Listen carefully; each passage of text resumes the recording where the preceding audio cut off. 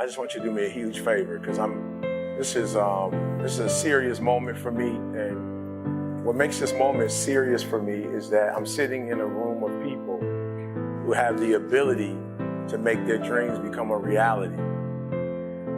And we live at a time and live in a country where we can make that dream a reality. And you have to understand that there are times that I speak, for instance, in prisons, and I'm talking to individuals who will spend the rest of their lives in prison, and they don't have options.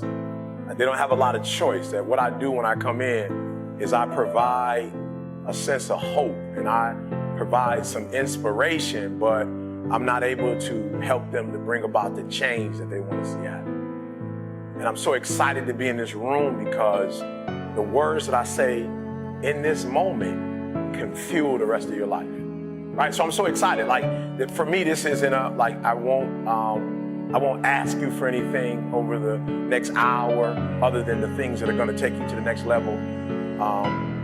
But I'm excited because when I leave, I literally have, we may never see each other again, but I have the ability when you walk out of this room to make you operate in a way you've never operated before. And once you do that, because I know if you're in this room, I know there's something special about you, that once you leave this room and you go from 70 to 120%, there are going to be some things that happen in your life that didn't happen before, not because you didn't have the ability. So this is not an ability room. Like, we're not talking about ability. We're talking about activating this greatness that's in us. Your abilities are your abilities. I'm not going to be able to today, I'm not going to be able to help you to do anything that you do better. Like, I'm not going to be able to give you a gift that you don't have.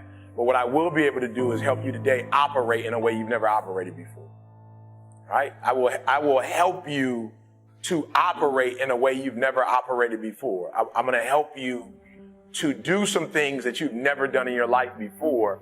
And as a result, you're going to be able to go to a whole nother level. So we have to start here. We have to start here.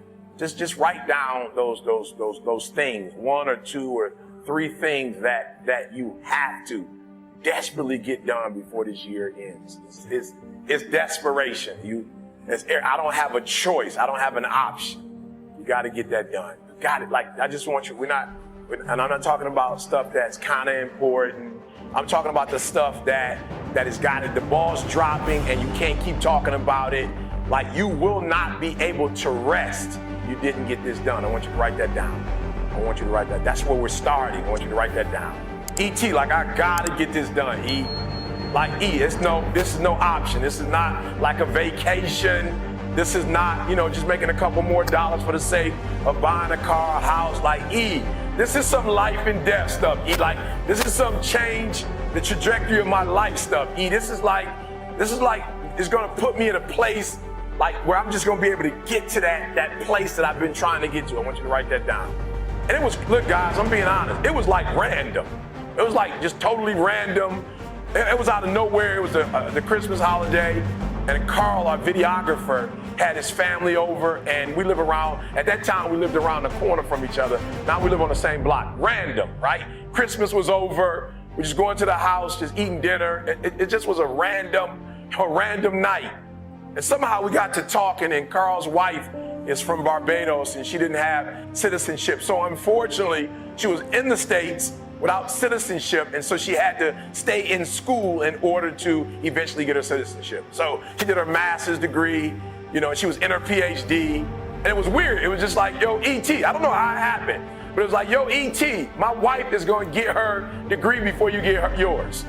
Right? I'm an American citizen. Like, I had already been in the program for a few years, and it was, I don't know, but have you ever heard, like, when it's your time?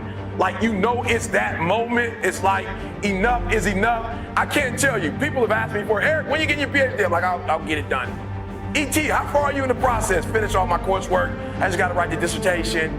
But it was something about that night that was different. It was almost the end of the year. And I remember Carl, listen to me very closely, guys. I'm being real with you. I didn't even have a conversation with Carl. Like, we never even talked about it afterwards. I never said anything to him about it, but I felt this guilt.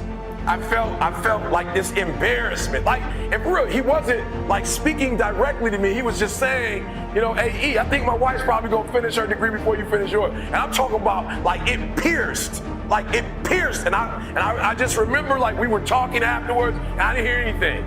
Like, bro, have you ever been in a conversation and it just shifts, and somebody talking to you, and like you can't hear the words that are coming out of their mouth? I didn't hear anything he said. I just kept it like, E, when are you gonna get this done, E?